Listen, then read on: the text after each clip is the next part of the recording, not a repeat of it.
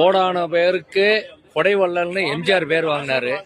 எம்ஜிஆருக்கு அடுத்து விஜயகாந்த் அவர்கள் அன்றைய காலத்துல மதுரைன்னு இல்லாம யாரு தமிழ்காரில் யாரு நடிகர் சங்கத்து நடிக்க வந்திருக்காங்க, பட்னி பசியோட ஒரு காலங்களை சுத்தம் போது கூப்பிட்டு பிரியாணி அது அவர் வீட்டுக்கு கறி எங்க திங்க போறதுன்னு நினைச்சா விஜயகாந்த் வீட்டுக்கு தான் போகணும் அப்படின்னு சின்ன குழந்தை வர சொல்லி அவர் ஒரு புகழோட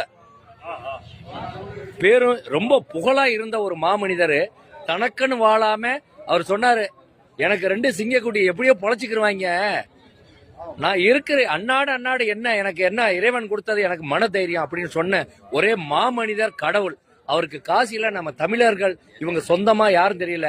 அவர் போட்டா கொண்டு வந்து கண்ணீர் மல்க அனைத்து பேருமே பாருங்க அவருக்காக பிரார்த்தனை கண்ணீர் விடுறாங்க. கோடான கோடி எல்லா மக்களும் நீங்களும் சேர்ந்து இந்த வீடியோவை பார்த்து அவங்களுக்கு பெரிய நன்றி கடன் செலுத்துங்க. அந்த நன்றி கடன்ல காசியில அவரோட மோட்சம் மறுபடிக்கு இந்த பூமியில